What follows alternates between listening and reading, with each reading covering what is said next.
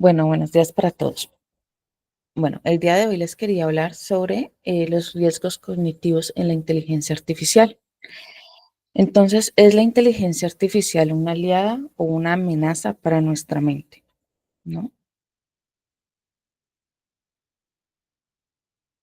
Bueno, la inteligencia artificial en la actualidad, pues, está revolucionando nosotros cómo interactuamos ya con la información, con el conocimiento, como lo hemos dicho en las anteriores secciones.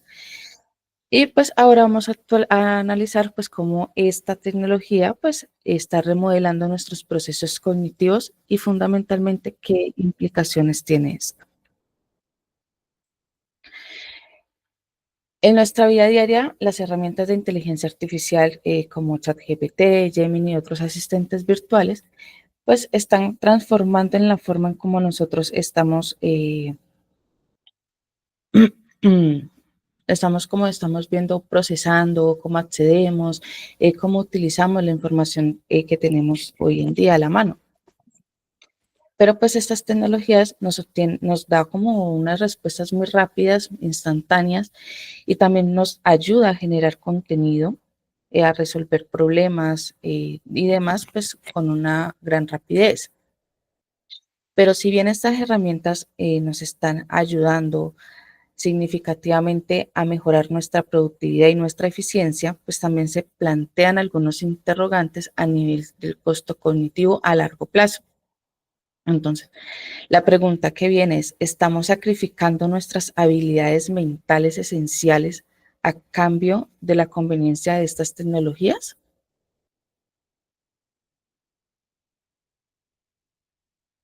Bueno, pueden responder por el chat, ¿no? Bueno, y acá les quería comentar algo. Hace muchos años la inteligencia artificial viene adherida al Internet de las cosas. Entonces, nosotros empezamos a hacer usos de las redes sociales, el Internet de las cosas que están dentro del televisor, por lo menos el Alexa que está en nuestra casa y demás, los robots inteligentes que ya nos ayudan a hacer aseo. Entonces, nosotros anteriormente nosotros nos teníamos que parar para cambiar el canal del televisor, nos teníamos que parar para prender o apagar la bombilla y demás, ¿no? A veces pues nos parábamos pues a barrer, a trapear y a hacer demás, pero ya hoy algunas herramientas, algunas tecnologías que están dotadas de inteligencia artificial pues ya nos ayuda a esto. Y pues es chévere en cierta forma porque o sea, nos ahorra demasiado tiempo, pero algunas personas están dependiendo demasiado de eso y está generando problemas como sobrepeso, generando problemas como dolores musculares, dolores en el cuello, en la espalda, pues porque estamos muy pegados a estas tecnologías. Bueno, por otro lado, no solamente eso, sino que como la mayoría de investigadores y acá vemos personas de la salud, sabemos que el sobrepeso, la falta de actividad, pues también nos producen otras consecuencias como enfermedades cardiovasculares, diabetes, entre otras. ¿Vale? Bueno, otra de las cosas que está produciendo y que nos tiene, pues algunos, por lo menos a los psicólogos, psiquiatras y algunos investigadores preocupados, es la deuda cognitiva. ¿Pero qué es la deuda cognitiva? Es el uso intensivo que se le está dando a la inteligencia artificial eh, de una forma pues inadecuada, cuando lo utilizamos de una forma indiscriminada. Esta dependencia progresiva disminuye gradualmente nuestra actividad natural y nuestra capacidad de procesamiento profundo. Bueno, ¿quiénes son los más vulnerables a tener pues es como esas consecuencias de deuda cognitiva? Pues especialmente los niños y adolescentes, dado que sus cerebros se encuentran en desarrollo y necesitan una ejercitación cognitiva activa para madurar correctamente. ¿Cuáles son las consecuencias a largo plazo? Bueno, esto se puede manifestar en dificultades para concentrarse, para resolver problemas complejos sin ayuda de estas tecnologías y dependencia emocional a estas herramientas digitales para realizar las tareas cotidianas. Bueno, ¿cuáles son las partes o cuáles son los procesos cognitivos afectados? Bueno, entre ellos tenemos la atención sostenida y selectiva, que se refiere a la capacidad, bueno, la atención sostenida se refiere a la capacidad de mantener el enfoque sobre un estímulo durante un tiempo prolongado. Y la atención selectiva es la que implica concentrarse en un estímulo específico, ignorando a los demás distractores. Bueno, también se afecta la memoria de trabajo, que es la que nos permite almacenar, manipular la manipulación temporal de la información. Y otra es la parte de las funciones ejecutivas, que son las que nos permiten planificar, organizar, regular el comportamiento, tomar decisiones, resolver problemas y demás. Bueno, estos son los procesos cognitivos que más afectan en la deuda cognitiva cuando no tenemos un uso controlado de estas herramientas.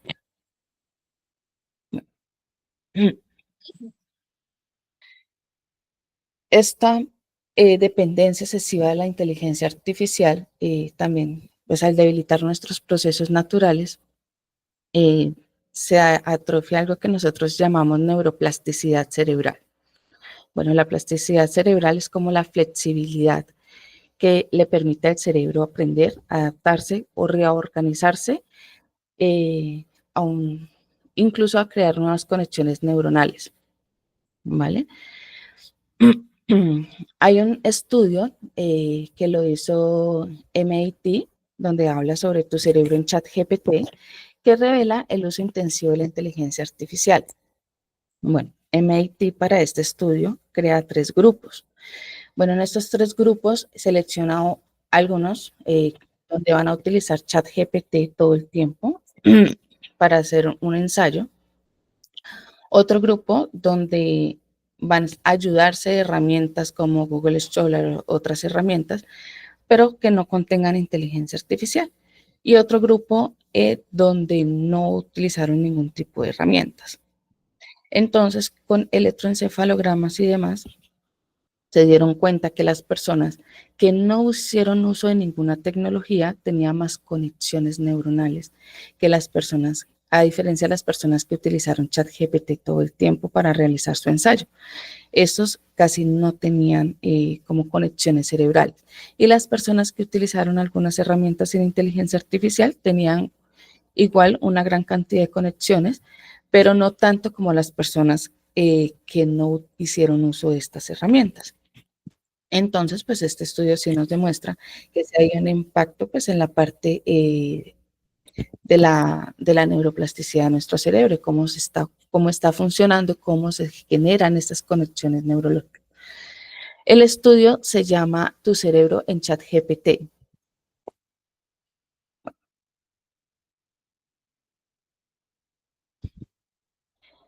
Bueno, y dado pues como no solamente este estudio, sino que muchos neurocientíficos a nivel mundial pues se han dado cuenta de la importancia de analizar estos efectos cognitivos que está generando el uso, eh, pues el uso desmedido de estas herramientas. Bueno, quisiera mostrarle pues algunos, voy a compartirles acá algunos estudios importantes que se han visto y que han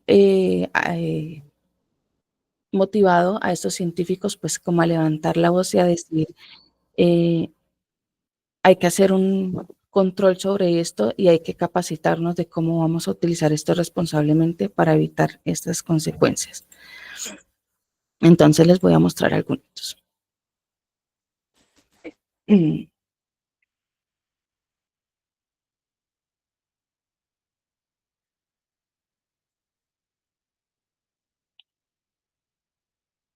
Bueno, creo que están viendo.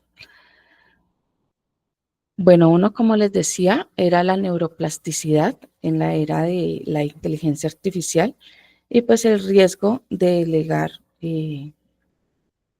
todas nuestras actividades a la inteligencia artificial. Entonces, acá en la revista de Forbes, una señora, una psicóloga, pues una neuropsicóloga nos invita a hacer como una terapia de 24 secciones, pues para evitar estas diferentes consecuencias que estamos teniendo. Les voy a copiar el link por si alguno lo quieren leer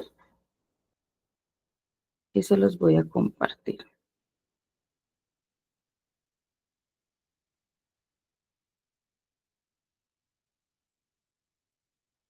Bueno.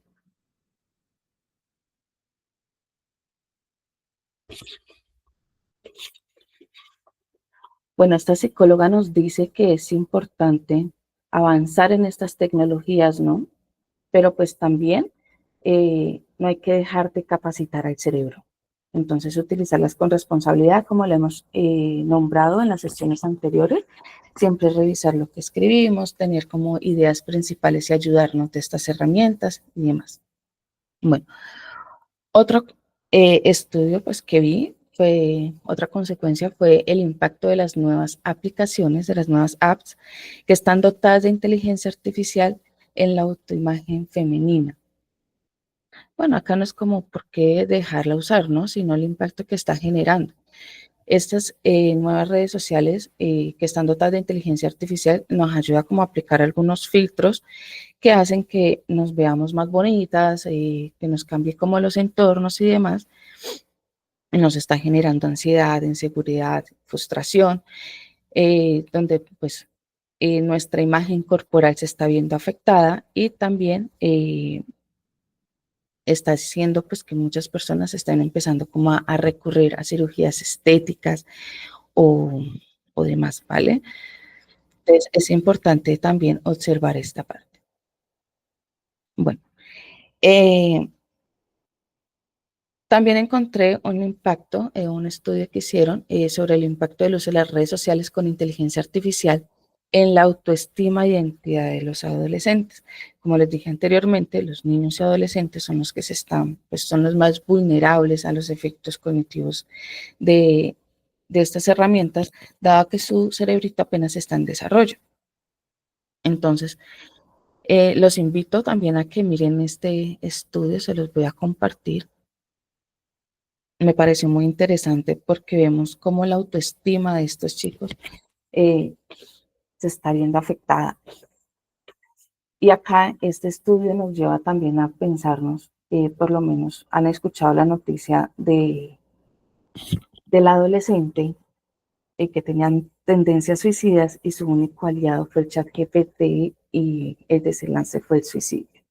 Entonces, cuando tenemos problemas de autoestima, cuando tenemos problemas de aislamiento social, cuando no tenemos las redes de apoyo necesarias, pues esto nos va a llevar a que busquemos redes de apoyo donde no es adecuado. Entonces, en el New York Times salió la noticia de que una adolescente que tenía tendencias suicidas confió en el chat GPT, pues fue su amigo en ese momento y recurrió a este chatbot como apoyo emocional. Él enviaba pues algunas fotos autolesionándose y demás y finalmente pues esto termina en el suicidio. Bueno, se está hablando de que los padres van a denunciar a ChatGPT pues por este suceso, ¿no? Pero nosotros hablábamos anteriormente en la sección pasada sobre la responsabilidad, ¿cierto? Entonces, ¿qué es responsabilidad tiene ChatGPT? Donde el usuario generalmente le dio un mal uso a esta tecnología. Eso por un lado. Y por el otro lado, ChatGPT se encontraba en la obligación de generar alertas, de decirle a este chico, no, mira, tienes que buscar ayuda, estas son las ayudas que puedes encontrar en tu país o en tu región y demás. Ahora, hoy en día, pues se está notando un poco más cuando nosotros hacemos preguntas a ChatGPT sobre busca y apoyo emocional. Aunque nos escuche todo eso, siempre nos está recordando que debemos de buscar ayuda y nos brinda las diferentes líneas de apoyo. Pero hay aplicaciones eh, que son específicamente para el apoyo emocional. Apoyos como, esas herramientas son como WhatsApp, CatSpice, TED, Réplica, y a nivel educativo contamos una que se llama Conmediance, que se trata mucho cuando los estudiantes tienen frustraciones académicas, cuando el estudiante dice, bueno, no sé qué quiero estudiar, entonces va a recurrir como a esta aplicación y es más interesante porque estas aplicaciones no es como el ChatGPT o como otros chatbots que van recolectando información de diferentes fuentes, sino que solamente se concentran en archivos que la gente ha preparado y que está solamente con información a nivel psicológica. Entonces, si también te dice, ole, mira, debes de buscar ayuda psicológica, debes de acudir a estas líneas de atención, a estos centros de atención, pero la ayuda que te brinda pues es más específica. Bueno,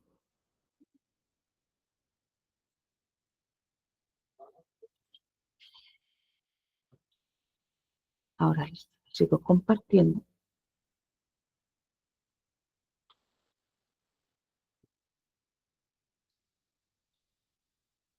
Bueno,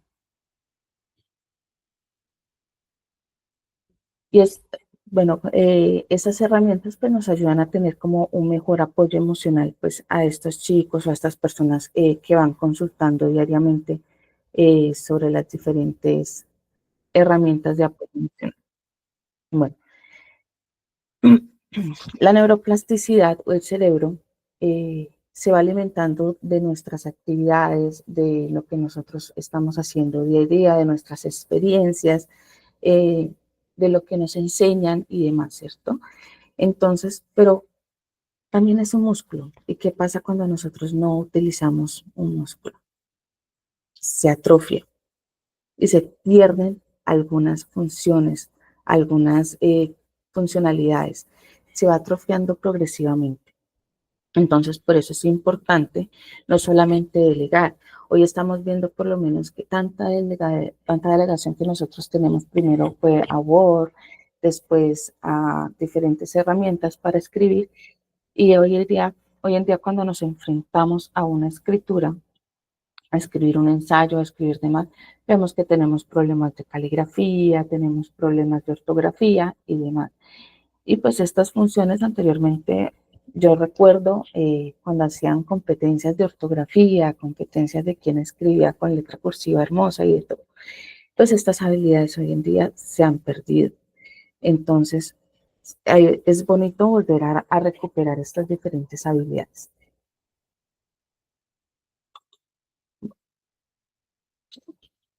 ¿Qué más nos está produciendo esta dependencia tecnológica o cuáles habilidades están erosionando? Pues está perdiendo la capacidad de cálculo mental y el razonamiento lógico. Pues ya todas estas herramientas a través de códigos o demás nos está ayudando pues a que esta pérdida sea mucho más fuerte. Al inicio se empezó con la calculadora, ya todo el mundo empezó a hacer uso de la calculadora, ahora pues ya son las diferentes herramientas. Como les decía, el deterioro de las habilidades de escritura y de la expresión autónoma. Otra es la reducción de la capacidad de investigación. Ya nos estamos volviendo dependientes a todas estas tecnologías para generar una investigación y cuando no contamos con ella, pues hay sentimientos de frustración. O cuando tenemos fallos tecnológicos, que por lo menos se nos daña el computador, pasó esto, lo otro. Entonces ya no hay una, como decir, una apropiación fuerte hacia los procesos de investigación como los había antes. Bueno, pero estas tecnologías vinieron hoy en día para quedarse, así como un día se quedó la calculadora, así como un día se quedó Office en nuestras vidas, pues la inteligencia artificial también se va a quedar. Y cada día, como decía el profesor Osvaldo, cada día va a surgir nuevas tecnologías, nuevas herramientas mucho más potentes, ¿vale? Entonces, la idea es aprender a utilizarlas con responsabilidad, con ética y demás. Bueno, ¿cómo lo podemos utilizar de una forma equilibrada para evitar esta deuda cognitiva? Pues tener un pensamiento previo antes de comenzar cualquier actividad. Siempre debemos de tener una idea inicial antes de recurrir a estas aplicaciones. Por lo menos yo quiero plantear una actividad sobre tal cosa, siempre tener como esa idea de lo que queremos hacer y ayudarnos de esta tecnología a que esta idea se vuelva realidad. Otra sería la verificación crítica. Siempre hay que mantener una postura crítica y verificar la información que genera estas herramientas y mirar si sus fuentes son confiables. La otra es la inteligencia artificial como un amplificador. Estas tecnologías están hechas para potenciar y expandir nuestras ideas, no para reemplazar nuestro proceso creativo. La creatividad y la información, esa, la idea principal debe salir de nosotros. Otro es el ejercicio cognitivo. Entonces, hay que ayudarnos con hábitos neurodigitales saludables. Hay que hacer actividades que desafíen a nuestra mente a crear contenido, a lo que nosotros hacíamos antes de todas estas tecnologías, hay que volver a desafiar a nuestro cerebro, ¿vale? Tenemos que tener hábitos de sueño saludables, tenemos que ponerle límites a los tiempos en que utilizamos las diferentes tecnologías, ¿vale? Eh, Hace poco escuchaba bueno, fue un video que vi donde un señor nos decía, eh, ¿qué pasaría si nosotros hoy en día retrocediéramos a la era de los cavernícolas? Entonces yo quisiera escuchar, ver, bueno, leer más o menos ustedes qué piensan si nosotros hoy en día, con la dedicación que tenemos a estas tecnologías, con todas las ayudas que tenemos, nos pasáramos como a la era de los cavernícolas. Seríamos capaces de prender fuego, de cazar y demás. Bueno, esto se vuelve un poco complejo, ¿cierto? Pero si los cavernícolas eh, se trasladaran a nuestra época, ellos tendrían problemas de comunicación, tendrían algunos problemas, pero creo que ellos se adaptarían más fácil a nuestro mundo que nosotros sobrevivamos en esa época, ¿cierto? Claro. Es muy difícil sobrevivir en un ámbito donde nuestras habilidades pues han sido impactadas con todas las revoluciones tecnológicas que hemos tenido. Entonces, pero pues para ellos sería mucho más fácil adaptarse porque ellos simplemente empezarían a aprender. Y pues el cerebro tiene la capacidad, como les decía, la neuroplasticidad, el cerebro siempre tiene esa capacidad de generar nuevas conexiones y aprender más. Vale. Pero bueno, no todo es malo en la inteligencia artificial y lo importante es aprenderla a utilizar, ¿vale? Y algo bueno que nos ha aportado la inteligencia artificial en base de la investigación es que nos ha ayudado en la parte de la salud, que es como el campo donde más he trabajado, es en el diagnóstico mejorado. La inteligencia artificial ha revolucionado la precisión con la que se diagnostica, tanto en radiología como en patología, en la realización de análisis clínicos de datos complejos. O sea, cuando tenemos esas historias clínicas inmensas, nos ayuda también a optimizar tiempo leyendo todas esas historias antes de nosotros revisar pacientes y demás. Bueno, también ha avanzado grandemente en la ayuda en el descubrimiento de nuevos fármacos y pues este descubrimiento de los nuevos fármacos nos está ayudando a ofrecerles nuevas oportunidades a las personas a que desarrollen tratamientos y puedan curar o eh, minimizar los síntomas o afecciones de la salud que está presentando en esos momentos. Y también y los tratamientos personalizados. La inteligencia artificial, a través de sus algoritmos avanzados, nos han ayudado a diseñar terapias individualizadas basadas en los perfiles genéticos de las personas. Entonces, cuando tenemos una medicina personalizada que solamente se basa en lo que estoy presentando, en lo que estoy sintiendo, en mi información genética y demás, pues nuestro tratamiento va a mejorar, nuestra salud por ende también va a mejorar. Entonces sería excelente que estas tecnologías sigan ayudándonos Pero es importante preservar nuestra mente en esta era digital, dado que la inteligencia artificial es una herramienta poderosa, es una de las herramientas más poderosas que ha creado la humanidad y con un potencial grande para resolver nuestros problemas complejos.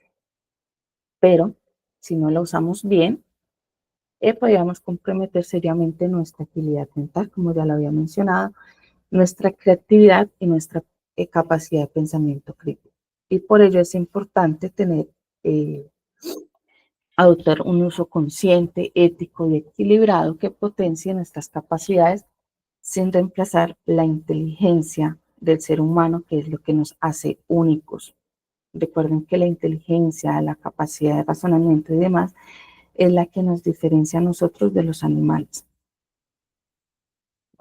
Y como les decía, pues la inteligencia artificial pues ha llegado a nuestras vidas para quedarse. Entonces hay que utilizarla de forma adecuada para evitar los diferentes riesgos que se están presentando. Bueno, antes de entrar eh, a la actividad práctica, me gustaría escuchar a alguno de ustedes eh, solamente 2 intervenciones, máximo 3, sobre qué efectos cognitivos están produciendo ustedes como investigadores o ustedes como docentes dentro de sus universidades. Sí, buenos días, ¿cómo están? Bueno, algo de lo que yo he notado en temas académicos, he visto que la deuda cognitiva sí está creciendo con algunos estudiantes, ya que ellos prefieren directamente hacerle preguntas a ChatGPT relacionado con un tema o, que ya lo he visto, que algunos docentes lo que hacen es enviarles un taller escrito. Ellos lo que hacen es coger ese archivo, se lo pasan a la inteligencia artificial y ese mismo archivo, en algunos lo he visto, que solamente el mismo archivo que le envía a ChatGPT o a la inteligencia artificial, se lo pasan al docente, no le hacen ninguna modificación. Y ahí sí estamos cayendo en el tema de que no están siendo críticos al momento de realizar las lecturas, no están realizando ninguna actividad que de por sí lleve a aprender. Ese es uno. Y lo otro que también se ha notado con otros cursos, más que todo enfocados en la parte de la programación, que ellos dicen, quiero una aplicación que haga tal cosa. ChatGPT te puede dar la información. Pero entonces, ¿dónde está el aprender a programar? El saber algo muy básico como por ejemplo, decirle a un estudiante, vea, haga un algoritmo que te sume 2 números dependiendo de X condición. Entonces, ese tipo de cosas son las que ya se están perdiendo en ese punto. Entonces, eso es como el aporte que tengo para este punto. Muchas gracias, Wilson. Tenemos a William. Hola, muy buenos días a todos y todas.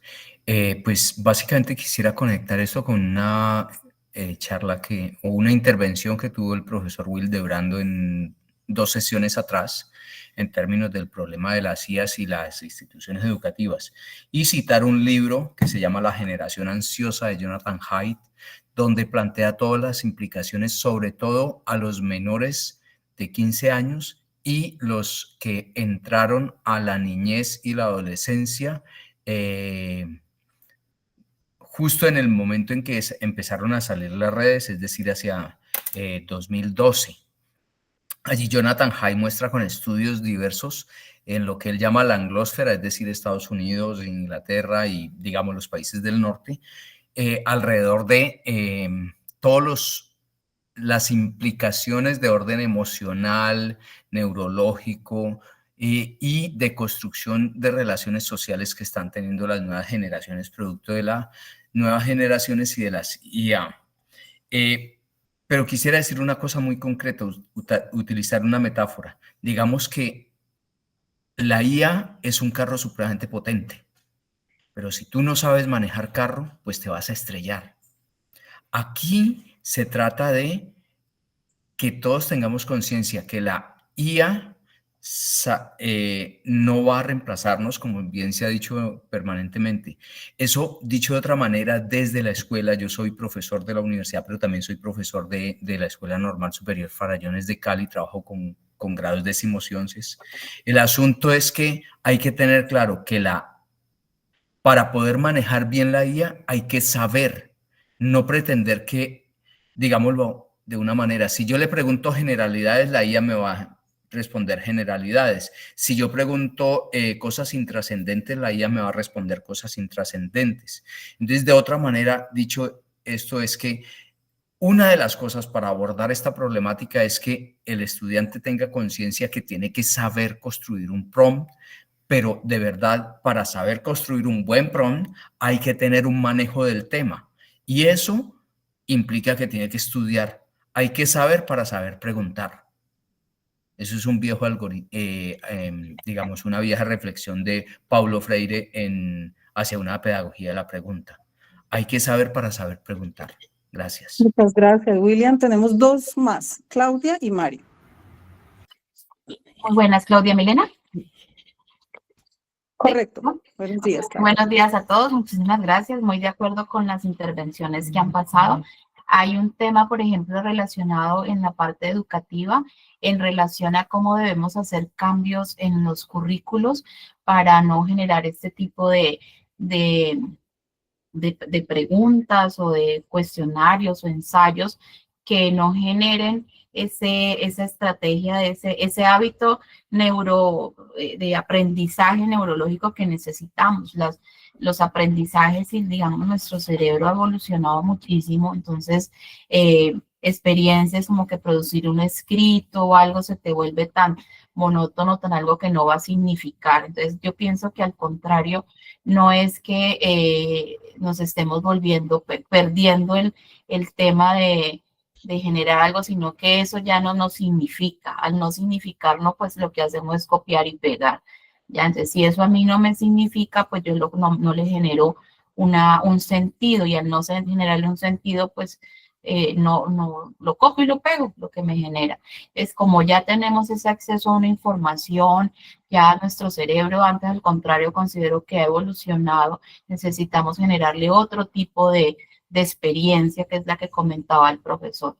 Igualmente, hay que saber, hay que digamos, no se nos está solucionando todo. Para poder acceder a estos espacios virtuales, pues hay que tener otro tipo de formación, hay que, por ejemplo, cambiar estas formas de enseñar y de comunicarnos. Entonces hay que tener sentido crítico, hay que tener ética, hay que tener moral, hay que tener pensamiento crítico, pensamiento lógico.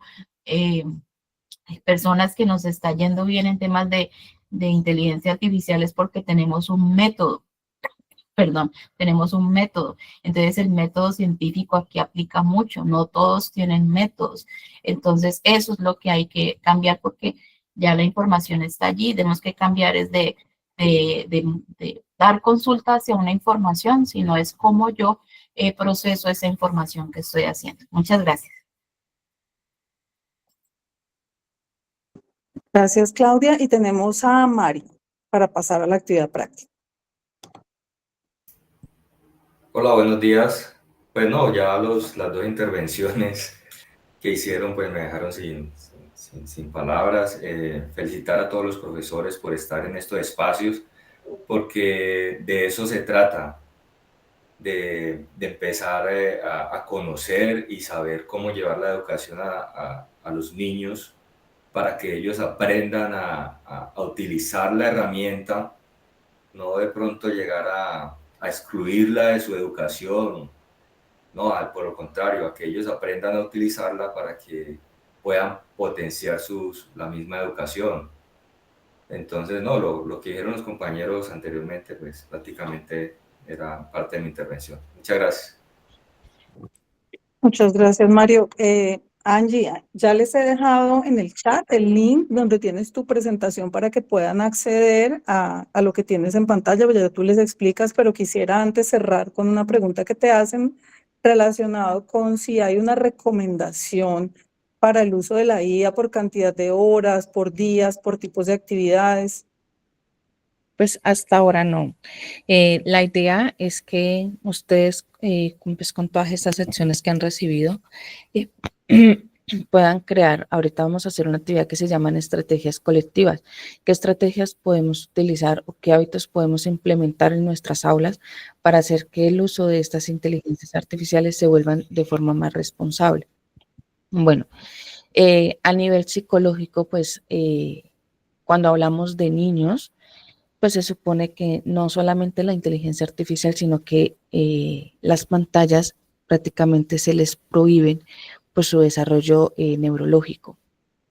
Pero después de cierta cantidad, o sea, después de cierta edad, se les empieza como a aumentar, bueno, dejar acceso a estas pantallas, pero por lo menos, digamos, de 4 a 5 años 1 hora, de 5 a 7 años 2 horas, y así va progresando.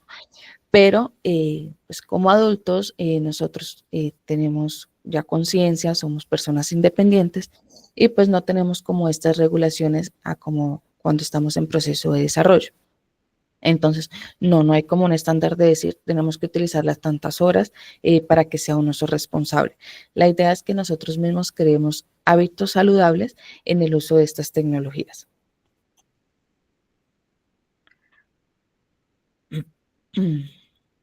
Era la única pregunta que teníamos en el chat. Angie, ya les estoy dejando acá para que entonces pases tú con la actividad, los links, ¿vale? Vale. Bueno, quería agradecerles a todos por sus intervenciones. Sí, lastimosamente, pues muchos estudiantes están utilizando todas estas aplicaciones y asimismo las van entregando. Pues entonces, una de las estrategias que se está utilizando es que los estudiantes digan en qué parte de su trabajo utilizaron la inteligencia artificial, cómo la utilizaron para, o sea, cuál fue el propósito con el que la utilizaron y finalmente que explique cómo está funcionando esa inteligencia artificial. Es una de las estrategias que se está realizando con algunos docentes. Bueno, frente a lo que decían los demás profesores, es cierto, la inteligencia artificial ha llegado para quedarse, va a ser parte de nuestro diario vivir, va a seguir evolucionando, pero la idea es aprender a utilizar estas herramientas para potenciar nuestras habilidades, siempre para tratar de potenciar, de hacer que nuestras ideas crezcan, que nuestro conocimiento sea visto por muchas más personas eh, o se pueda impartir de una mejor forma.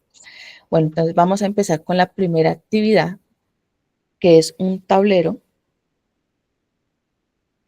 Creo que acá lo pueden ver. Bueno, acá la profe Ana María nos compartió el link para que puedan ingresar. Es un tablero donde van a escribir los diferentes hábitos neurodigitales saludables que ustedes consideren que se pueden implementar en sus trabajos, en sus empresas y demás, eh, para hacer de esta presentación, bueno, para potenciar estas inteligencias artificiales en nuestras vidas. Bueno, creo que ya algunos están entrando. Sí, allí les volví a colocar el Forms. La recomendación es que quienes intervengan en el Canva pueden cerrar la sesión porque dice que está limitando la entrada de otros, puede ser por el número de usuarios, entonces pueden hacer su intervención y cerrarlo. Vale, sí, yo También también, vemos pero unos que están solamente me queda como hasta 100 personas, si no estoy mal. sí. Allí en el chat te están dejando también algunas. Fortalecer competencias, uso de la IA articulado a la integridad académica.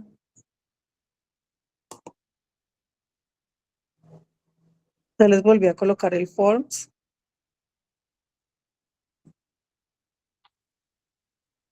En la presentación, recuerden que está todo completo, ¿vale? Voy a volverles a colocar el link de la presentación completa. Al final, en la última diapositiva, están tanto las preguntas como los links a ambos formatos. Acá la acabo de fijar.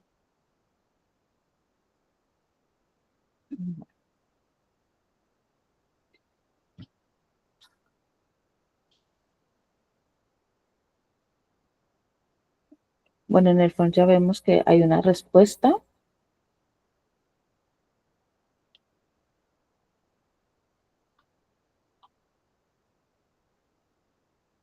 No, hay varias, hay 79. 78. Eso.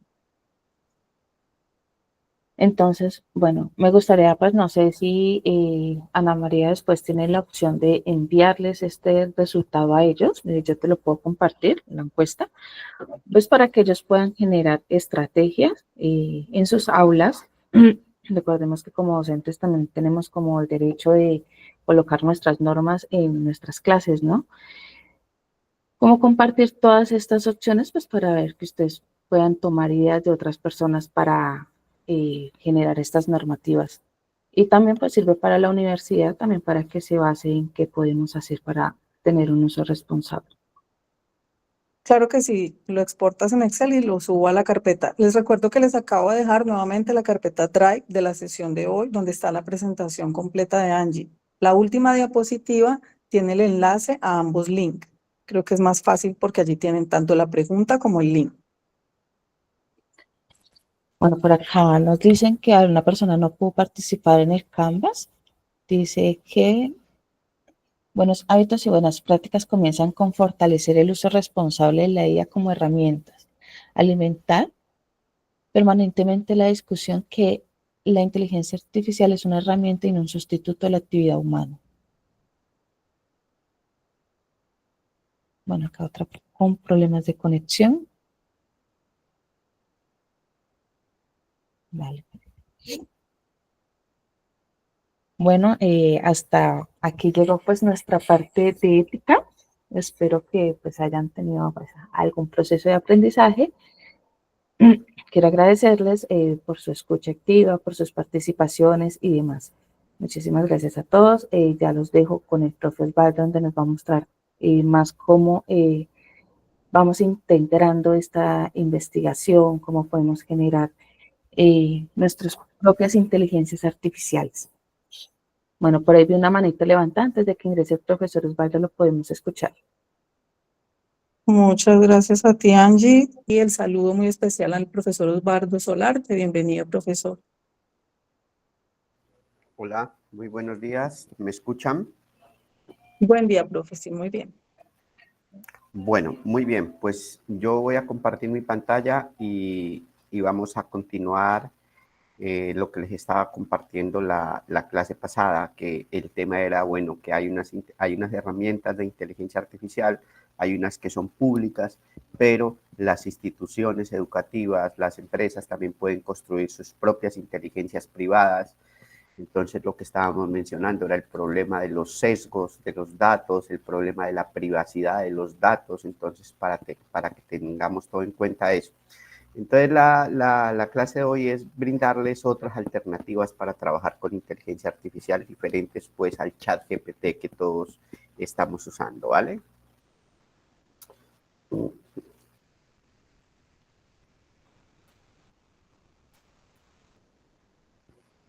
Vale, ¿me escuchan bien, cierto? Ana María, ¿se escucha? Sí, señor. Y está ¿Sí? en presentación. Está perfecto ya. Vale, ok. Entonces aquí nosotros, bueno, y entonces, ¿cómo es el proceso de implementación de la IA digamos, en nuestro trabajo?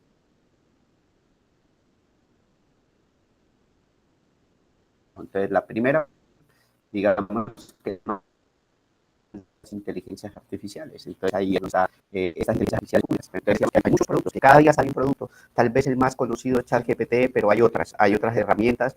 El problema es que esto es las grandes potencias mundiales las que han invertido una cantidad de dinero y han sacado estas herramientas.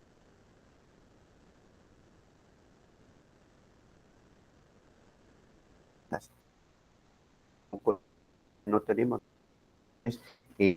bueno, estas inteligencias artificiales, ¿con qué datos fueron entrenados? ¿Será que sus respuestas están adaptadas a mi contexto, a mi problema? Pues son interrogantes que tenemos que hacernos, ¿sí? Les había dicho que todas estas todas estas inteligencias artificiales, solamente para información general, utilizan internamente una tecnología que se llama una red neuronal artificial, que una red neuronal artificial está inspirada en el cerebro de nuestro cerebro. donde se conectan muchísimas neuronas a través de capas. Entonces, lo que han hecho todos estos científicos en los últimos 50 años es como tratar de construir un cerebro artificial y están simulando cómo aprendemos los seres humanos, ¿sí? Esto lo habíamos dicho antes. Bueno, esto ya lo habíamos dicho también, para qué se usan las inteligencias artificiales públicas. Y aquí yo les había hecho una pregunta. ¿En qué casos utilizar las inteligencias artificiales públicas? ¿En qué casos? ¿Sí? Entonces, yo lo podría utilizar, por ejemplo, si le quiero decir lo que la están usando los estudiantes, ¿no? Quiero generar un resumen, listo. O quiero que me generes un ensayo de este tema en particular. Para eso la están utilizando, ¿listo? Para redactar documentos, para hacer recomendaciones, eso está bien. El problema es cuando, el problema que para mí se me presenta es cuando usted ya le va a pasar información privada, sobre todo información sensible, a estas inteligencias artificiales públicas. Ahí es donde empieza mi problema de ética, mi problema de calidad de los datos y mi problema de seguridad en los datos y de privacidad en los datos. Recuerden que ya hay unas normas, unas leyes que protegen a los datos de las personas. Y si usted utiliza datos privados y los pone en estas inteligencias artificiales públicas, pues nos pueden colocar una demanda y nos podemos meter en problemas si los datos son sensibles. Entonces, mi pregunta es, ¿en qué casos usar las inteligencias artificiales públicas? Entonces, en estos casos, ¿listo? En estos que están aquí. Pero hay otros casos, por ejemplo, si usted quiere hacer un proyecto de investigación con datos privados, eso es otro cuento. Entonces, aquí habíamos dicho que por qué las inteligencias artificiales públicas no son una opción para gobiernos y sectores regulados. ¿Cuáles son los sectores regulados? La salud, por ejemplo. ¿Cuáles son los sectores regulados? La educación. En los campos donde nosotros, casi la mayoría de los que estamos conectados aquí nos movemos, sea en salud o sea en educación. Esos son sectores regulados. ¿Por qué? Porque estamos tratando con personas, ¿sí? Y los datos que vamos a manejar son datos personales, ¿sí? Entonces ahí en este caso es donde tenemos que tener conciencia de cómo funcionan estas inteligencias artificiales públicas. Entonces, ¿qué peligros nos vemos ya desde un punto de vista de utilizar estas inteligencias artificiales? Pues riesgo en la fuga de los datos, que nuestros datos se vayan para otro lado, ¿sí? Los copien. Incompatibilidad con las normativas de privacidad en los datos. Recuerden que, por ejemplo, en la Unión Europea, ¿sí? En la Unión Europea, el tema de la calidad de los datos y de la normativa de protección de datos es bien exigente. Entonces, si usted de pronto se gana una beca y se va a hacer un doctorado o un postdoctorado por allá en Europa, usted y va a trabajar en un proyecto con datos, ¿sí? Usted, si utiliza estas guías públicas sin permiso, sin consentimiento, pues se puede meter en problemas, ¿sí? Otra cosa de acostumbrarnos a utilizar estas guías públicas es que, pues, los países y nosotros como personas siempre vamos a estar como en esa falta de soberanía tecnológica, ¿no? Siempre vamos a estar dependiendo de Estados Unidos, vamos a estar dependiendo de China, y pues eso tiene un montón de implicaciones en el desarrollo cultural, en el desarrollo económico de los ciudadanos, de nosotros. Entonces, para que lo tengan en cuenta. Y hay otra que es los costos ocultos y la dependencia del proveedor. O sea, los costos ocultos, usted podrá decir, bueno, pero es que ChatGPT es gratuito. Sí, es gratuito, pero el día que usted quiera procesar muchos datos, por ejemplo, si va a hacer un proyecto de investigación con un hospital y quiera procesar muchos datos y quiere utilizar el ChatGPT Pro, el que es el más inteligente, el que es más funcionalidades, ellos te van a cobrar por token, o sea, por cada palabra procesada. Entonces, ellos tienen es un negocio y resulta que a nosotros nos dan el ChatGPT gratuito, pero ese ChatGPT gratuito no tiene todo el potencial. Si usted quiere sacar todo el potencial de esa inteligencia artificial, pues usted tiene que meterse al ChatGPT Pro. El ChatGPT Pro nos cobra por cada token procesado, por cada palabra que nosotros le mandemos y por cada palabra que él nos genere, él nos va a cobrar. Sí, entonces para que lo tengan en cuenta también. ¿Listo? Entonces, ¿cuál es la otra alternativa que pueden utilizar las organizaciones? ¿Sí? Entonces, por ejemplo, como las universidades, ¿listo? Las empresas de nuestro país. Entonces, es utilizar IAs privadas, pero esto tiene otras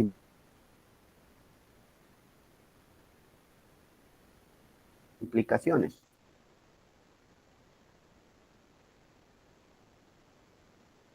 Entonces, implica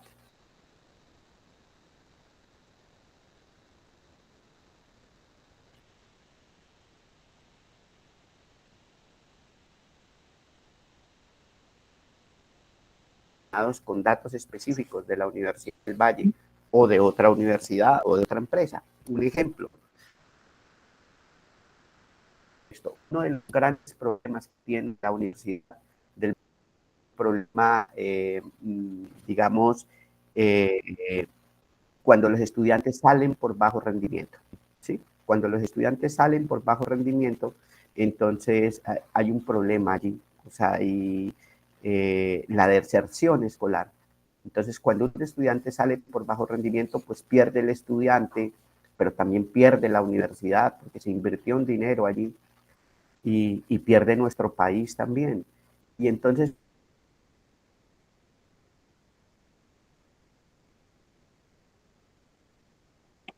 Profesor Osvaldo, ¿me escucha? bueno, ahí ya me Gracias. escuchan bien, ¿cierto? Perfecto, sí, señor. Entonces ahí decíamos que entonces la otra alternativa es usar las inteligencias artificiales privadas. Entonces eso implica que si usted va a hacer un proyecto para apoyar la investigación, implica que usted tenga que crear datasets, datos de calidad o entrenar algoritmos con datos específicos de una organización. Bueno, también implica que las organizaciones, que las empresas, pues inviertan en tecnología para procesar grandes cantidades de datos, ¿sí? A eso que nosotros le llamamos Big Data. Una de las cosas que yo les mostré en las primeras diapositivas es que en el mundo se están generando muchos datos y los datos se están convirtiendo en un activo para las organizaciones, para las empresas, para las universidades. Entonces también implica invertir en tecnología y también implica invertir en personal calificado, o sea que ya para poder apoyar procesos de investigación, pues necesitamos invertir en personas calificadas para trabajar con inteligencia artificial. Una cosa aquí, en este nuevo escenario mundial, los proyectos se abordan desde una perspectiva multidisciplinaria, ¿no? Así como estamos haciendo aquí en este diplomado.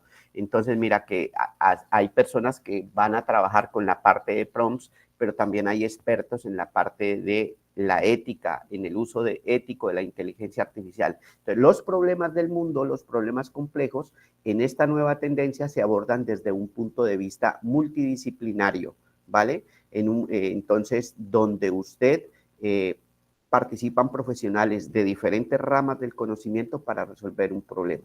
Entonces, también hay que invertir en ese personal calificado, que es lo que nos falta. Bueno, a ver, ustedes, ventajas y desventajas del uso de las inteligencias artificiales privadas. Ana María las puede recoger por allí, por el chat, ¿sí? Entonces yo voy a ir viendo, mencionando, bueno, ventajas.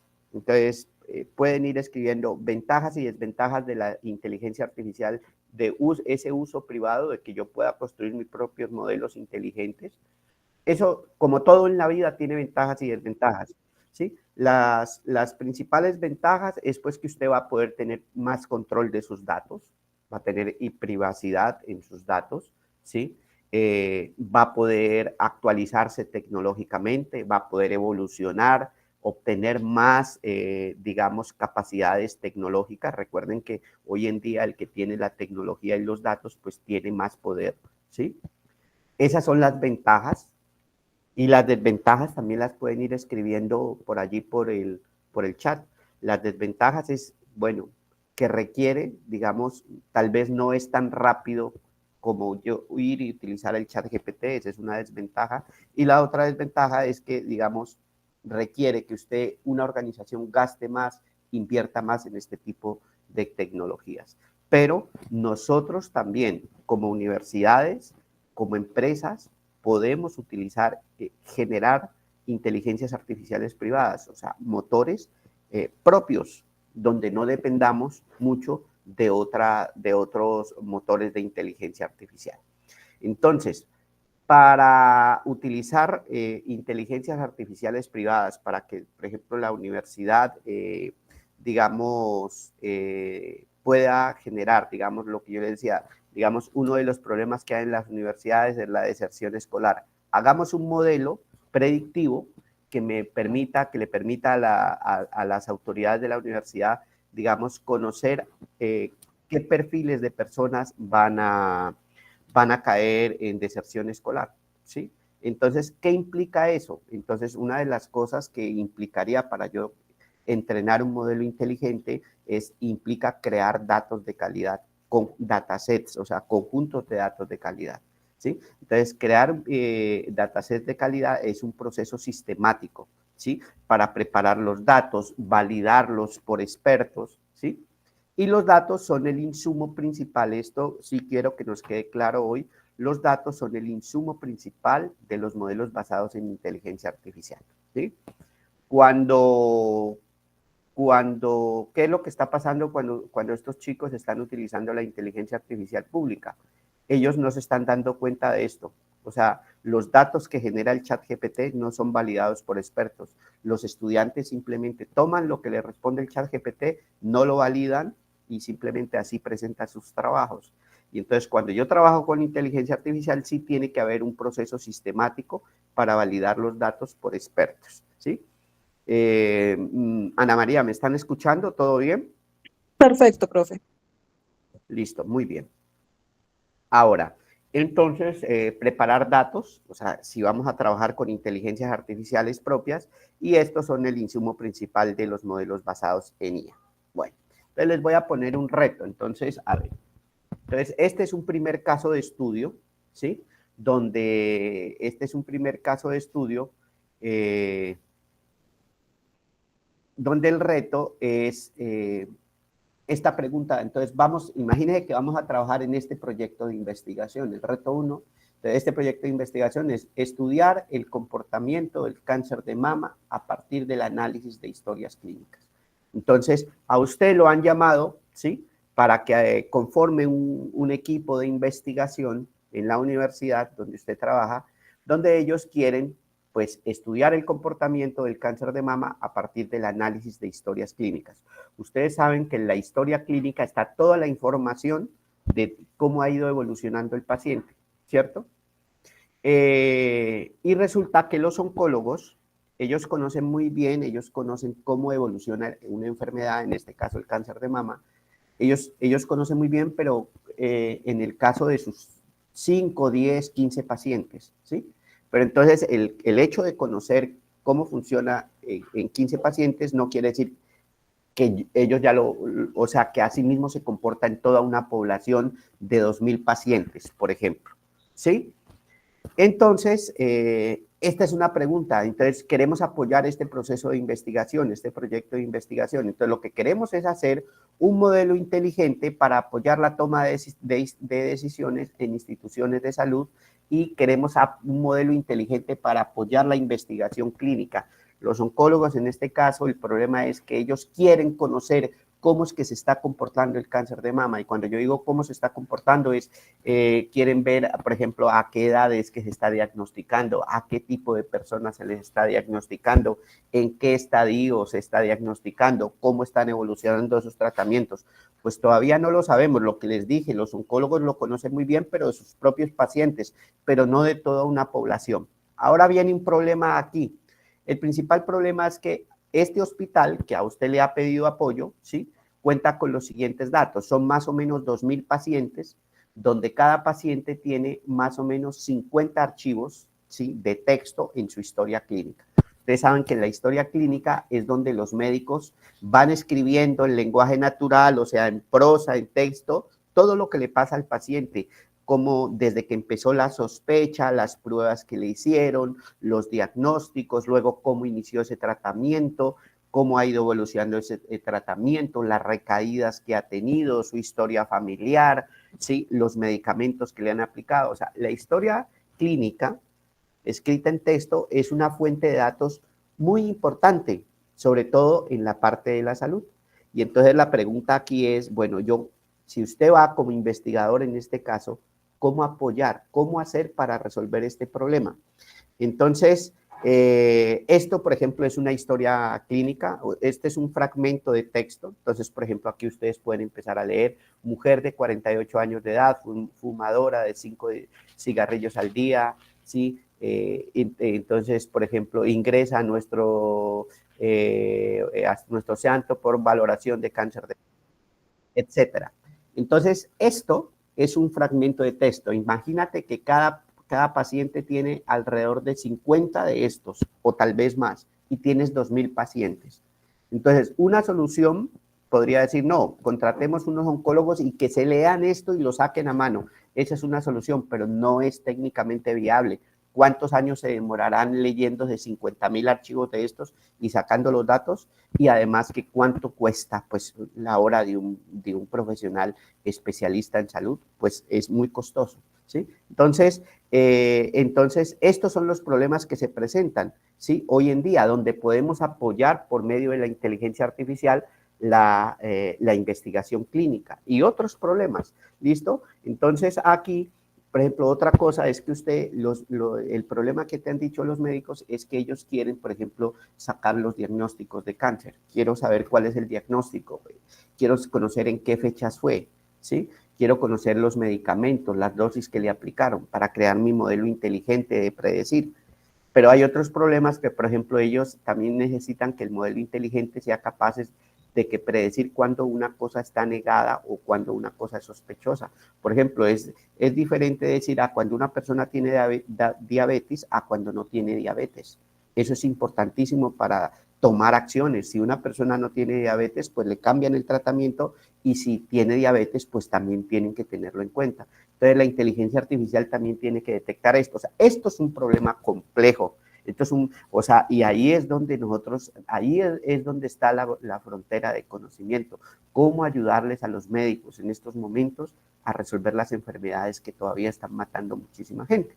Entonces, en este reto que yo les estoy poniendo aquí en este ejemplo, pues hay muchas variables que a nosotros los médicos nos pedían que sacáramos, que les ayudáramos a sacar, ¿sí? Entonces ellos nos decían, por ejemplo, en el dominio del cáncer, para los médicos oncólogos es muy importante conocer el diagnóstico, el diagnóstico exacto del paciente, las fechas en que lo diagnosticaron, las fechas en que inició tratamiento y las fechas en que se recuperó o que tuvo recaídas, qué comorbilidades tenía ese paciente, si tenía historia familiar, los tratamientos, el nombre de los tratamientos, los hábitos tóxicos que esa persona tenía, los biomarcadores. Entonces, con estas variables, los médicos pueden armar un caso de estudio clínico. Entonces, pueden armar un modelo para predecir cosas a futuro. El problema era sacar esos datos. O sea, ¿cómo hago para sacar y con información exacta de esto? Y aquí sí ya hay un problema de ética en los datos, porque yo no puedo sacar cosas que tengan errores, porque es que estos estudios clínicos van a apoyar la salud de las personas, entonces tiene que ser algo exacto. Y entonces la pregunta es, bueno, ¿y ustedes qué harían en este caso? ¿Cómo abordo este problema? Que es un problema complejo, y así como hay muchos problemas complejos, ¿sí?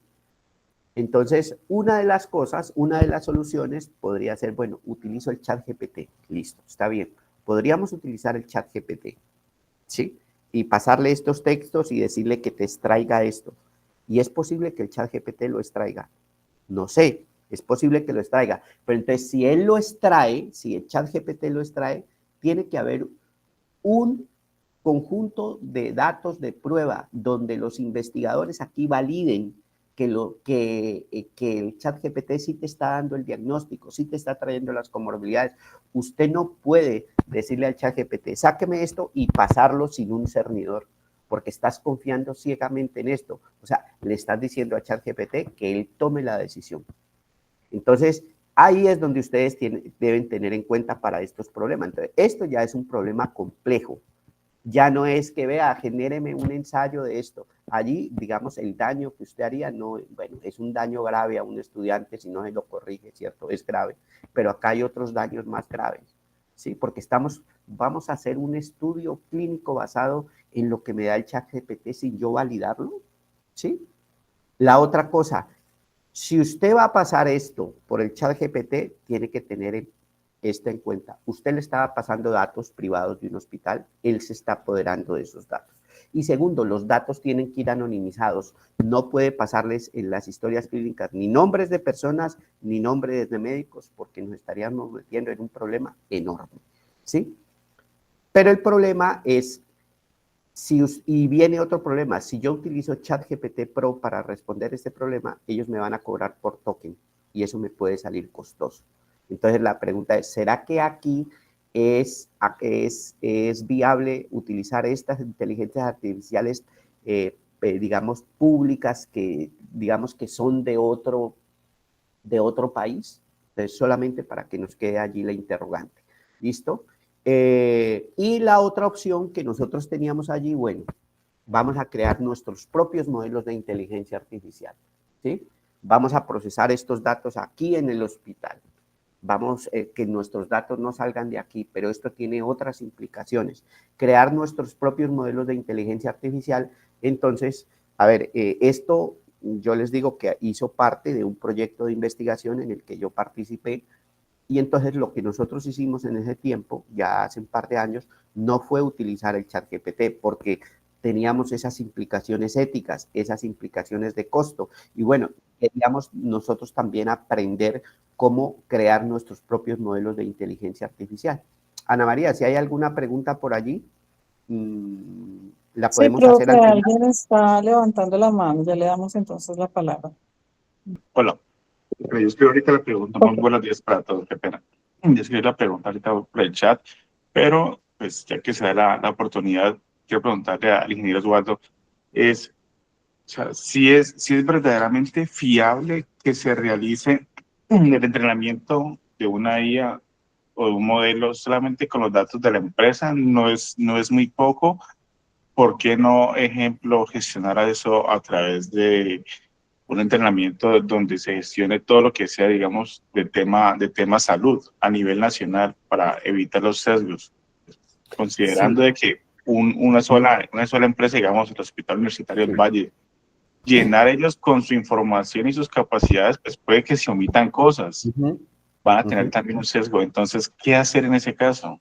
Bueno, Gracias. en esos casos, a ver, muy buena pregunta. Entonces, en esos casos lo que se debe hacer es, nosotros, a ver, utilizamos una tecnología que se llama Transfer Learning, aprendizaje por transferencia, donde nosotros tomamos un modelo preentrenado, por ejemplo, podemos tomar un modelo preentrenado médico, entrenado en otro país, ¿sí? Y lo adaptamos a nuestras necesidades. Pero ya no es que estoy utilizando ese modelo de otro país, sino que ese lo estoy utilizando como preentrenado y luego yo entreno mi modelo acá, ¿sí? Y mi modelo lo adapto. Entonces te voy a comentar nosotros cómo lo resolvimos este caso, ¿listo? Y entonces allí te termino de responder las preguntas. Entonces, una solución era utilizar ChatGPT en este caso, pero no era una solución viable por temas de ética, temas de costo y todo esto. ¿Listo? Entonces, la otra era crear nuestro propio modelo de inteligencia artificial. Y entonces, pero crear nuestro modelo de inteligencia artificial implicaba anotar unos datos por expertos. Y anotar datos se necesita que ese dataset yo lo voy a utilizar para validar las respuestas de la inteligencia artificial. O sea, y esto es lo más costoso si usted quiere crear un modelo inteligente realmente y que lo vaya a poner a producir. Entonces, nuestra metodología de trabajo era esto. Entonces, nosotros teníamos que anotar una cosa que se llama un corpus, y este corpus lo anotaron, por ejemplo, unos oncólogos. Pero entonces te voy a comentar aquí, nosotros teníamos que procesar 50,000 historias clínicas pero entonces nosotros solamente anotamos a mano 500 y con esas 500 entrenamos el modelo. y con ese modelo ya pudimos procesar las 50.000 historias clínicas. Pero este corpus de 500 historias clínicas sí fue anotado por expertos oncólogos y sí era un dataset de calidad validado por expertos. Después de tener el corpus, nosotros lo que hicimos fue entrenar un modelo de Deep Learning. Aquí era donde estábamos entrenando nuestra propia red neuronal, y de estos aquí salía un modelo y luego lo validábamos. Siempre tiene que haber validación. Cuando usted está trabajando en sectores regulados, salud, educación, tiene que haber un proceso de validación por expertos. Usted no le puede dejar solo la toma de decisiones a la inteligencia artificial, ¿sí? Entonces, esta era una metodología que construimos nosotros, que propusimos, pero crear datasets de calidad, ¿qué implica? Entonces, aquí, ¿qué implica? Entonces, implica lo siguiente, que usted tenga que crear toda una metodología para validar y crear datos de calidad, como definir un esquema, cuáles son las variables que necesitaban los médicos, ¿sí? Crear manuales de anotación, ¿sí? Entrenar a los médicos para que anotaran, utilizaran esa herramienta, y luego tendría, mire, al final, medir la consistencia de las anotaciones.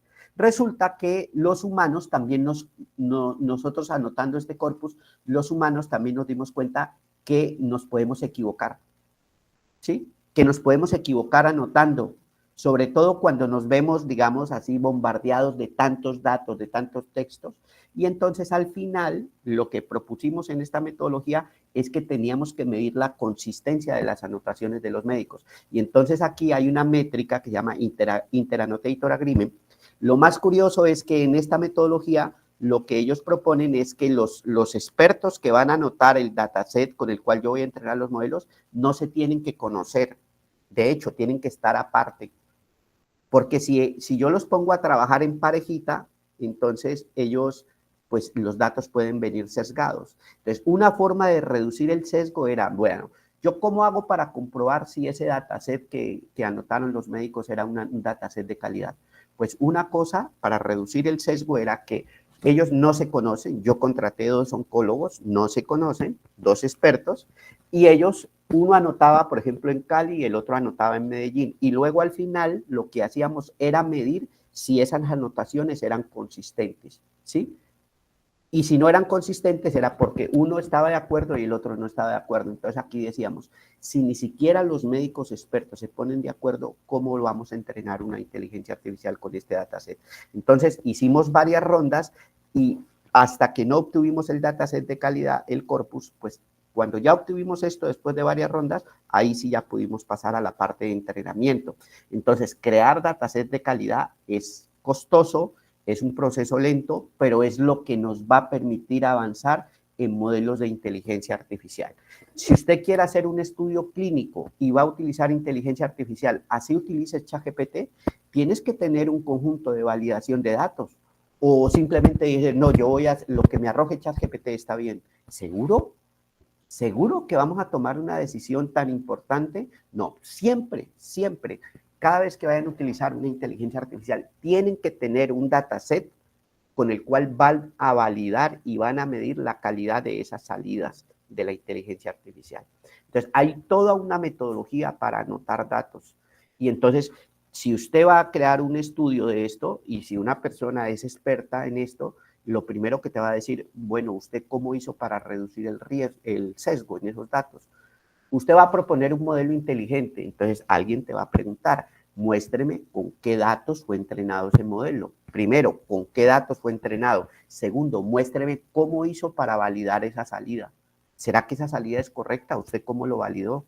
Usted no puede decir solamente, es que lo que me votó ChatGPT y yo lo tomé eso como a ojos cerrados. Entonces, eso es apoyar la investigación.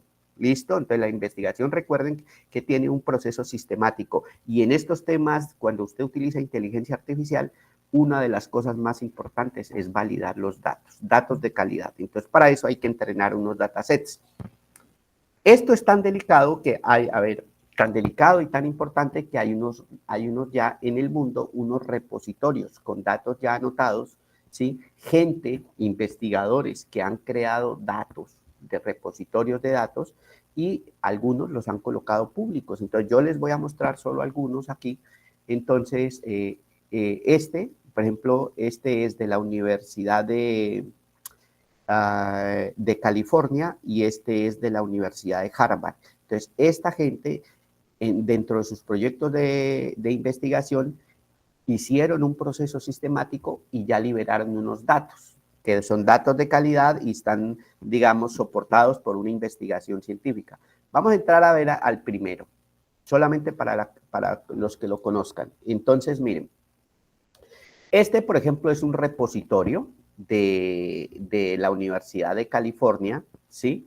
Donde ahí ustedes pueden encontrar muchos datasets, ya datasets curados, ya datasets validados por expertos, ¿sí?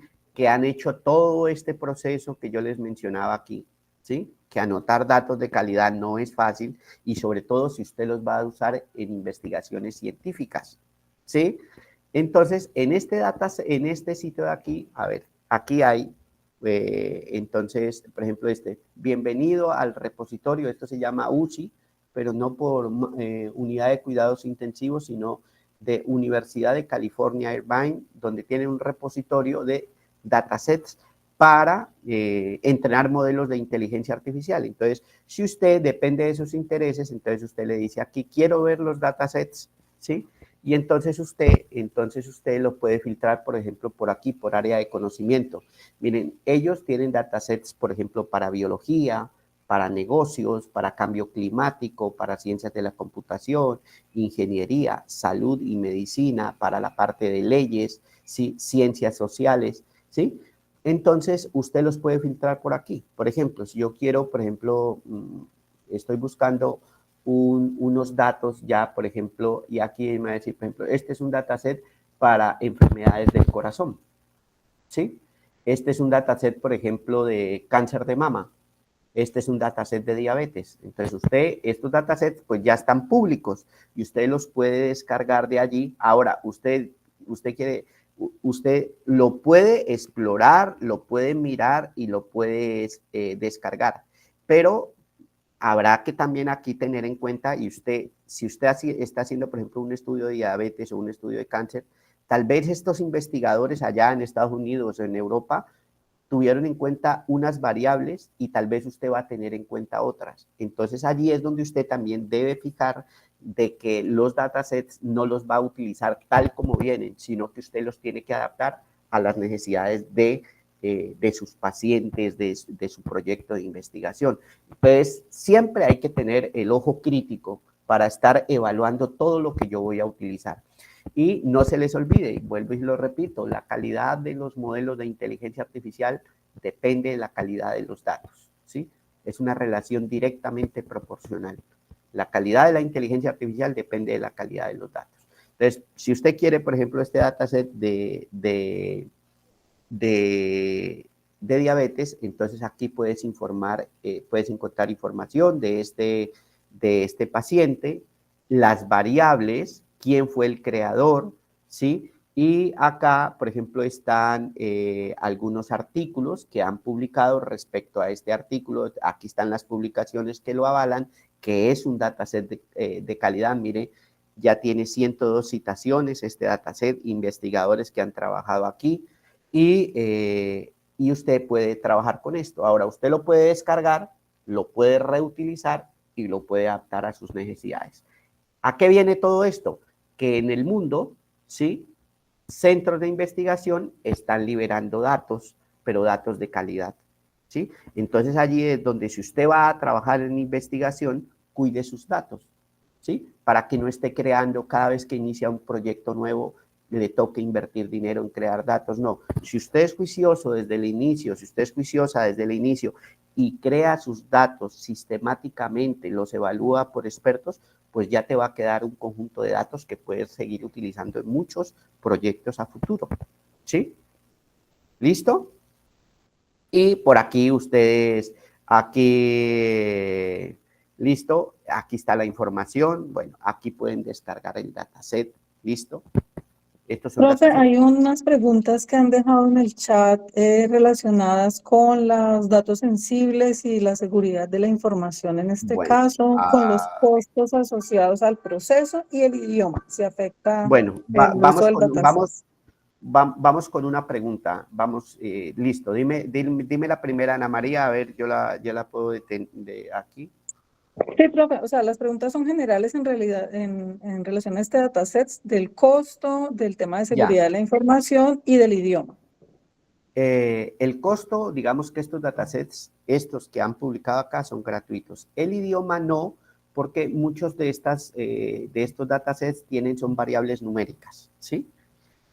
Otra cosa respecto al idioma, todos estos modelos de lenguaje que ustedes utilizan, ChatGPT o Cloud o DeepSeek, todos estos son multilingüaje, o sea, entienden español, inglés, esos hablan 100 idiomas, ¿sí? Entonces ahí es donde ustedes se dan cuenta que cómo es posible que una inteligencia artificial maneje 100 idiomas y yo solamente manejo 2, inglés y español, ¿sí? Ahí esas son las cosas, no tienen problemas con el español, ¿vale? Ahora, vamos a otro dataset, vea, el portal este es de la Universidad de Harvard.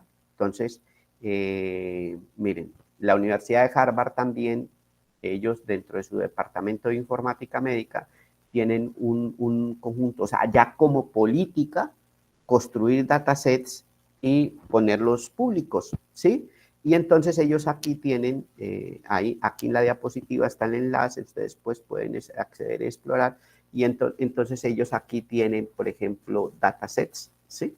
Siempre vea, evaluar, ¿sí?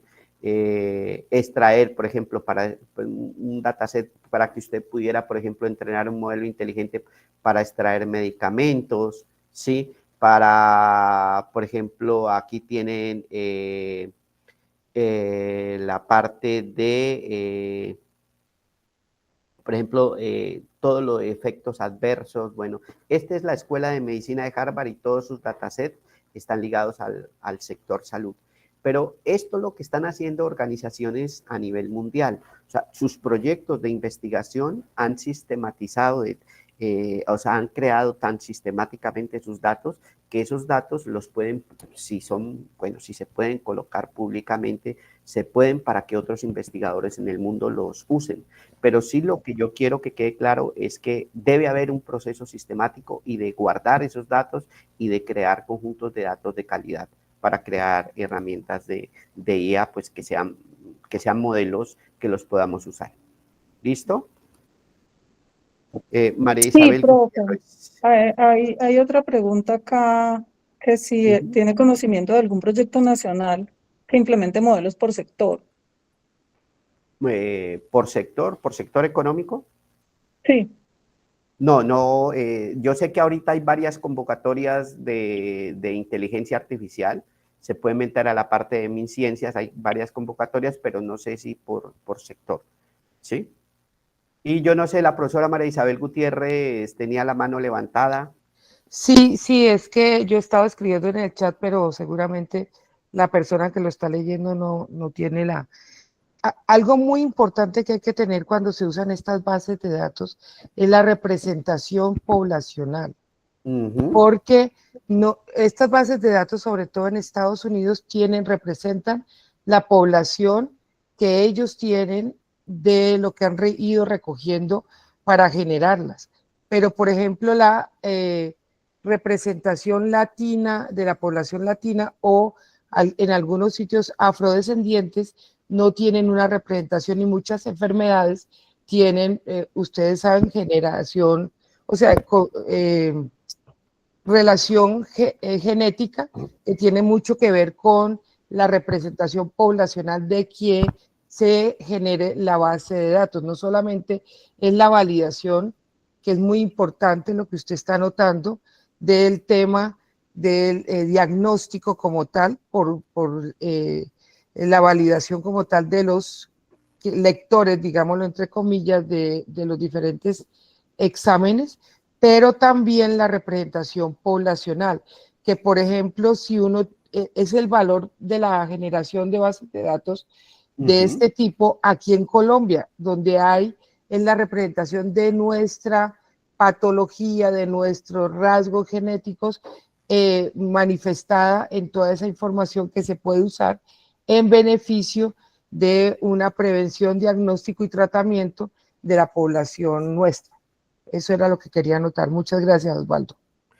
Muy buena anotación, profesora María Isabel. O sea, miren que lo que dice la profe es cierto. O sea, si bien estos datasets, ¿sí?, los han liberado otros, pero hay que tener en cuenta que si usted va a usar esto, por ejemplo, para crear un modelo acá, para predecir diabetes, estos datos, en cierta forma, según lo que dice la profe, y para corroborarlo, estos datos, en cierta forma, para nuestro modelo tendría un sesgo, porque tal vez estos datos solamente tienen, por ejemplo, información de pacientes de Estados Unidos, y tal vez los pacientes de acá de Colombia, pues tienen otras variables, tienen otra parte genérica, como decía genética, como decía la profe. Entonces, aquí es donde viene mi parte crítica. Entonces, ¿cómo reutilizo estos datasets?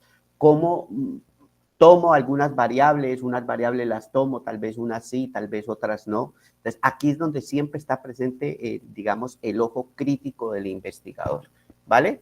Pero, ¿hay otra mano levantada? ¿Qué me dice si?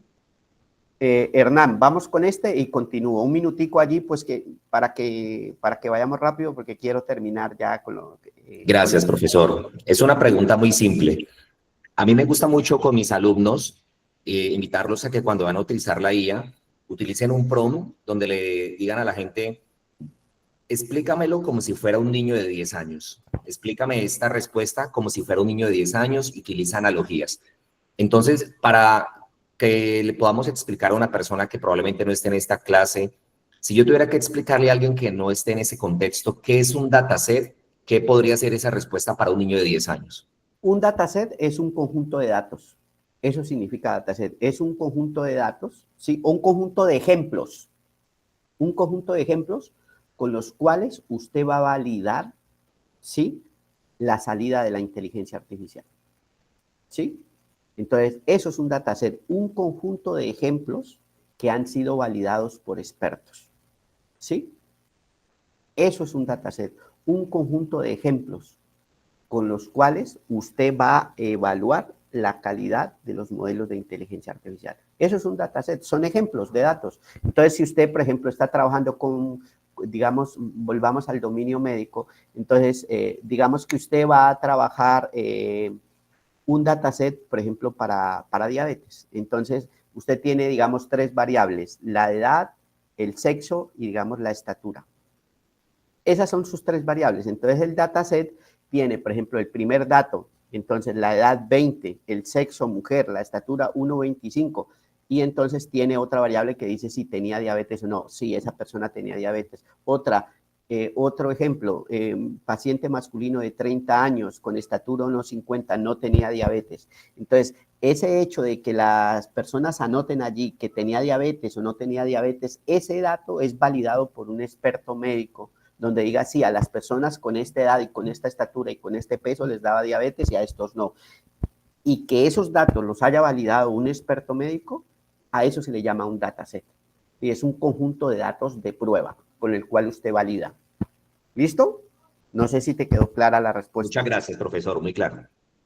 Bueno, entonces, a ver, entonces las organizaciones, y para que ustedes lo tengan en cuenta, esto es un tema técnico, pero para que solamente lo conozcan, yo puedo implementar mi propio modelo de lenguaje en mi organización. Entonces, ¿cómo se hace eso? Hay una técnica que se llama Retrieval Augmented Generation, o sea, generación aumentada de la recuperación de los datos, donde usted puede crear su propio chatbot, ¿sí? No lo vas a crear solo, vas a necesitar un equipo multidisciplinario, ¿sí? No lo vas, si eres médico, no lo vas a crear solo, porque aquí vas a necesitar la ayuda de alguien que sepa un poquito de ingeniería de sistemas, de inteligencia artificial, pero ¿cuál va a ser la ventaja de esto? Que tú vas a tener tu propio chatbot en la empresa, ¿sí? Algo similar a ChatGPT, pero en tu empresa, tu chatbot inteligente, entrenado, con datos, o sea, usted puede tomar la base de ChatGPT o la base de cualquier modelo, pero lo enriqueces con tus propios documentos. Entonces, mire, esta técnica existe, entonces usted tiene unos documentos de su empresa, en este caso, digamos, unas historias clínicas, y yo esto lo puedo convertir a una base de datos que se llama una base de datos vectorial, ¿sí? O sea, una base de datos vectorial es una base de datos donde los documentos, los textos se representan como matrices numéricas. ¿Listo? Ahora, esas matrices numéricas yo las puedo luego consultar. Aquí está la consulta del usuario y esto lo adapto con un modelo de lenguaje. Entonces aquí es donde yo utilizo un modelo de lenguaje que sea de código abierto. Aquí no puedo utilizar ChatGPT porque ChatGPT es una tecnología cerrada, ellos no liberan nada, pero sí puedo utilizar, por ejemplo, el framework, el framework de Facebook que se llama Llama, ¿sí? O puedo utilizar el de los chinos. Entonces resulta que aquí, entonces mis datos ya no se irían para China o para Norteamérica, sino que yo adaptaría mi propio, digamos, modelo de lenguaje aquí en mi empresa. Y entonces esta es una metodología, por ejemplo, si yo quisiera hacer estudios clínicos con historias clínicas que son de uso privativo de una organización o de un país y no quiero que esos datos se vayan para allá, para el ChatGPT. Pero miren que ya hay tecnologías que me permiten hacer eso. O sea que ¿se puede trabajar con IAs públicas donde hay peligro en los sesgos, en la calidad de los datos? Sí, se puede hacer como lo venimos haciendo, pero también hay forma de trabajar con mis propios modelos de inteligencia artificial. Las empresas hoy en día ya pueden crear su chatbot, ¿sí? Entonces, aquí es donde tenemos que unirnos, unámonos como universidad, como varias cosas y creemos, ¿sí? Nuestro propio, digamos, chatbot, nuestro propio ChatGPT aquí a nivel de Cali, a nivel de la Universidad del Valle, a nivel de Colombia, pero donde podamos controlar todos estos documentos con los cuales estamos trabajando, ¿sí? Entonces, esta tecnología existe. Si algún día tienen algún proyecto, ¿sí? Yo aquí en la diapositiva con Ana María, allí están mis datos. Nosotros trabajamos con este tipo de tecnologías, les enseñamos, les guiamos, los acompañamos a los centros de investigación, los acompañamos a las empresas a que implementen la inteligencia artificial si ustedes están trabajando con datos regulados. O sea, nosotros, les digo que nosotros tenemos una escuela, un centro de investigación de inteligencia artificial, donde utilizamos estas tecnologías. ¿Listo? Sí, profe, tenemos una pregunta relacionada con el tiempo que le tomó hacer el dataset y el costo total. Ya, el tiempo, un dataset de cáncer de mama con todas estas variables, anotando 500 historias clínicas, nos tomó 6 meses. 2 profesionales trabajando a medio tiempo, ¿no? Y pagándoles, pues ustedes saben cómo gana un especialista. O sea que, pero por ejemplo, dataset de cáncer de mama, digamos que ya, queda allí como un activo para seguir haciendo proyectos. ¿Sí? ¿Listo? Entonces, eso es lo que costó. Más o menos entre 4 y 6 meses anotar esto, ¿sí? Los datos. Pero una vez usted ya tenga el dataset de calidad, pues usted ya lo sigue utilizando, ¿sí? Ya es como un activo para ti, ¿sí? Bueno. Vale, profe, hay otra pregunta. ¿Sí? Dice, ¿la Escuela de Ingeniería de Sistemas de Univalle tiene proyectos de IA local? ¿Tiene servidores locales potentes para correr IA local? Tenemos un par de equipos allí que los estamos usando, que no son los súper potentes, pero sí donde podemos utilizar este tipo de tecnologías para construirlos, sí, sí los tenemos, ¿vale? Que necesitamos invertir más, sí, que la universidad necesita invertir más si queremos ir dejando esa brecha tecnológica, ¿no? Porque la otra es seguir dependiendo siempre de ChatGPT y ya, y no avanzar, y no conocer, ni implementar. Bueno, eso también es otro camino, pero ahí es donde nosotros tenemos que ver hacia dónde hay. Pero nosotros, a ver, para que conozcan ustedes, como universidad ya tenemos esta tecnología, ya tenemos estas capacidades. Por eso les digo, si algún día ustedes tienen proyectos, por ejemplo, dicen, vea, yo estoy trabajando con este tipo de enfermedad, tengo 20,000 historias clínicas, quiero hacer un estudio clínico, ayúdeme. O sea, nos contactan, que hacemos un trabajo interdisciplinario. Es que los problemas del mundo ahorita ya no se resuelven desde un punto de vista, sino que los problemas complejos se resuelven desde un punto de vista interdisciplinario, ¿vale? Bueno, entonces en este modelo inteligente que nosotros hicimos acá, miren, en este modelo, entonces hicimos un modelo inteligente que era, por ejemplo, capaz de detectar, por ejemplo, el diagnóstico exacto de un paciente de cáncer de mama, ¿sí? Eso le ayudábamos a los oncólogos. Entonces, luego, por ejemplo, de todos estos pacientes que ellos encontraron aquí, por ejemplo, ellos pudimos detectar, por ejemplo, que la mayoría de los casos estaban en estos dos tipos de cáncer. Entonces, este es un conocimiento que ya los oncólogos, por ejemplo, pueden utilizar, donde la mayoría de los casos son este tipo. O sea, la mayoría de los cánceres de mama son carcinomas. Yo no soy experto, solamente lo voy a leer. Carcinoma ductal infiltrante invasivo o carcinoma lobular infiltrante invasivo. Esos son, digamos, lo que la inteligencia artificial nos decía. Esos son los casos más recurrentes, los más frecuentes. Sí, entonces, esto ya es, digamos, algo que les puede ayudar a los médicos para empezar a apoyarles en su proceso de toma de decisiones. Por ejemplo, una cosa que encontró la inteligencia artificial allí es que de las metástasis, donde más se daba metástasis era del cáncer de mama. Cuando los estadios ya estaban avanzados, la mayoría de casos daban metástasis, eran metástasis óseas. Mire, 230 casos de metástasis óseas, metástasis pulmonar en el 81 casos, metástasis en el cerebro, ¿sí? Axilar, miren. Entonces, estas cosas entonces ya les puede permitir de pronto a los médicos estar más preparados y decir, no, esta persona seguramente con cáncer de mama que llegó en un estadio avanzado, según los datos, le va a dar es una metástasis ósea o pulmonar. Vamos a prepararnos para eso, ¿sí? Entonces, estas cosas ya las acaba la inteligencia artificial y, digamos, nosotros esto tenemos publicado, miren, ya hay revistas, los que quieran investigar en este campo, hay revistas, por ejemplo, de inteligencia artificial explícitamente para la parte de medicina. Ahí hay algunas publicaciones que nosotros hicimos en ese tiempo, pero lo más interesante de esto es que son equipos multidisciplinarios, ¿no? Era un equipo de médicos, por ejemplo, digamos, este señor es un oncólogo. A ver, yo les voy a decir quiénes son informáticos y quiénes son oncólogos.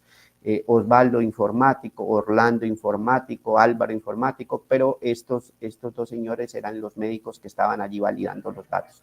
La señora María Torrente y otro médico que se llama Mariano Provencio eran los médicos que estaban trabajando en ese proyecto. ¿Listo? Entonces, siempre tiene que haber equipos multidisciplinarios para abordar estos temas. Vamos a terminar la charla con la aplicación de la inteligencia artificial en diferentes campos de conocimiento. Entonces, aquí les voy a dar algunos datos. A ver, vamos a ver cómo vamos de tiempo. Bueno, tengo 3 minutos y les voy a decir en estos 3 minutos, a ver cómo es. Solamente para que lo tengan en cuenta, esta escuela de medicina de la Universidad de Stanford, ellos ya están utilizando o ya están implementando o cambiando sus currículos, incluyendo más bien la inteligencia artificial en la educación médica, ¿sí? Entonces, y esta universidad, pues que es una universidad muy prestigiosa en Norteamérica, ellos ya, digamos, en la parte de salud ya están implementando todos estos nuevos conocimientos. Aquí está el enlace para que ustedes puedan visitar este campo y puedan explorar más sobre esto. En el campo de la educación, entonces, por ejemplo, ya en Europa y explícitamente en España, por ejemplo, mire, ya se está creando maestría universitaria en inteligencia artificial aplicada a la educación. O sea, así como va evolucionando la inteligencia artificial, también se abren otras preguntas de investigación, otros campos de conocimiento. Entonces, el pasado en salud y en educación. Entonces, miren, una maestría de IA aplicada a la educación, ¿sí? Y que ustedes, todo lo que les ha mencionado la profesora anteriormente, es que se abren unas preguntas interesantes. Por ejemplo, ¿cómo irá a afectar a nivel cognitivo todas estas tecnologías a nuestros niños? ¿Cómo serán en 10 años estos niños que están ahorita pequeñitos? Pues esas son preguntas de investigación que hay que resolver y que hay que adelantarse. Entonces, esto es una maestría en inteligencia artificial aplicada a la educación, aplicada a la salud, y por acá, por ejemplo, también vemos que hay maestrías, hay trabajos, entonces maestría en inteligencia artificial para los negocios, para las empresas.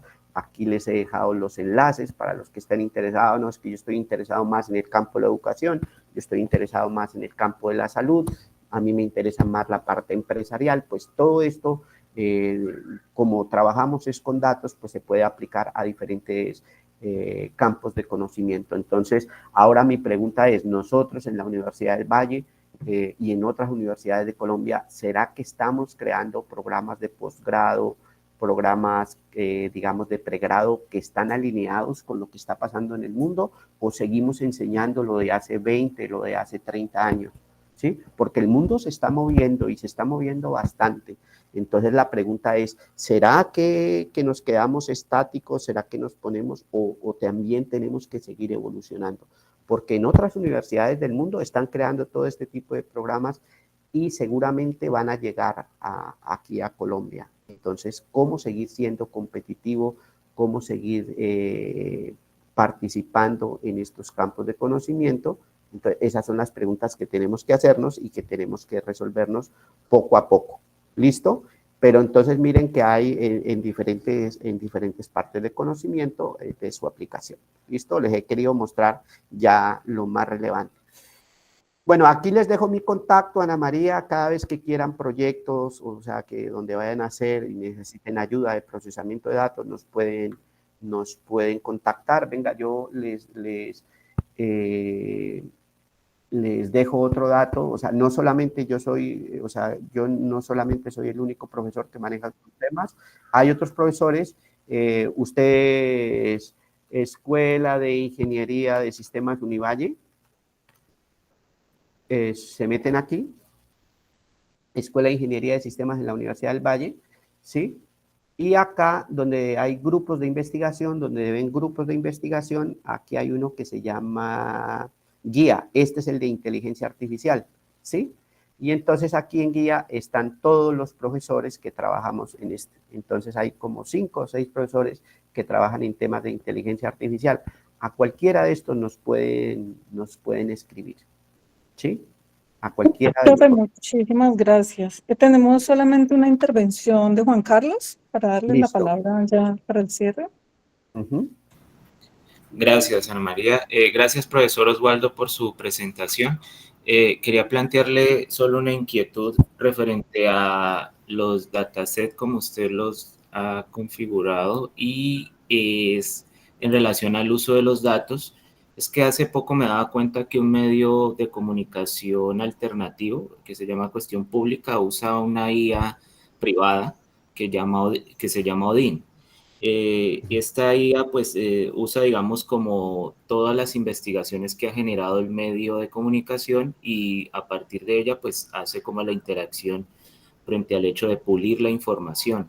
Entonces a mí me genera la duda es, estas inteligencias artificiales privadas, ¿cuál es la calidad, digamos, de seguridad que tienen para no ser filtradas?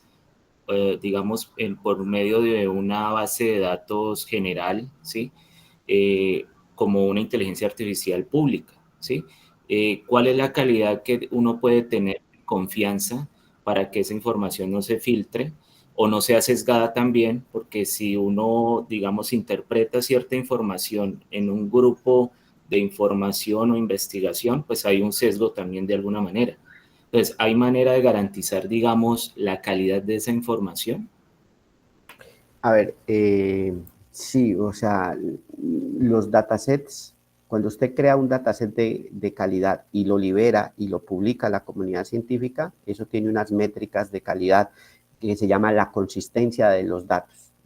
Hay un porcentaje que luego, bueno, si quieres profundizar en estos temas nos puede contactar, pero hay unas métricas que te miden entre 0 y 100 qué tan consistentes son esos datos. Estamos hablando de datasets científicos, de datasets validados y publicados, pero en el caso del ejemplo que usted menciona, realmente no sé si allá están midiendo qué calidad de los datos haya. Por eso les digo, en esta nueva era hay mucho sesgo en los datos y ahí es donde tiene que estar el ojo humano para validar esa información. Esperen a que ya este próximo año empezamos elecciones. Ustedes se acordarán de mí cuando empiecen y vean en las redes sociales una cantidad de información de candidatos, videos, audios. Entonces, no sabemos qué tan veraces sean. No sabemos si hay sesgo, o sea, estemos preparados, o sea, y ustedes dirán, bueno, lo primero que hoy en día ya tenemos que una de las cosas que tenemos que preguntarnos, ¿esa información es veraz? ¿Esa información es confiable? ¿Hay sesgo en esos datos? Porque sobre todo en la parte política, ahora que empieza la época de elecciones, espera y verá todo lo que va a empezar aparecer. Entonces, una de las cosas que tenemos que empezar a formarnos y empezar a formar a nuestros estudiantes es que tengan esa capacidad de evaluar críticamente una información y de evaluar, que sean capaces de distinguir cuando un dato es real, cuando un dato no es real, cuando un dato puede tener sesgo. Esa es una habilidad, miren, es algo bonito que de ahora en adelante en nuestros microcurrículos deberíamos incluir una nueva competencia. Esta persona es capaz, ¿sí?, de validar, de evaluar si una información que recibió es correcta o no es correcta o si está sesgado. O sea, aparecen otras formas nuevas de evaluar, Juan Carlos. ¿Listo? Listo, vale. No sé si hay alguna otra pregunta. Y de mi parte, pues yo quiero agradecerle a Ana María por haberme invitado a este taller. Yo voy a estar conectado, yo voy a seguir por si de pronto necesitan más apoyo, pero digamos que ya después viene como la parte, digamos, más chévere del diplomado de este curso, que es la parte práctica. Ya van a interactuar con ChatGPT, con otros modelos, pero entonces queríamos colocarles la parte de la ética primero para que ustedes cada vez que reciban respuestas evalúen lo que les va a arrojar el ChatGPT y miren y no lo pasen desapercibido, ¿vale? Que es muy delicado. Profe, muchísimas gracias a usted y a Angie por habernos acompañado en esta etapa del curso. Por supuesto que seguimos contando con su participación. El viernes ya nos acompaña un facilitador que entra a soportar y a fortalecer esa parte práctica, pero ha sido muy importante contar con la articulación con la escuela para esta segunda cohorte. Fortalece muchísimo este proceso formativo. Vale, pues un feliz día para todos, que estén muy bien. ¿Listo? Gracias, profe.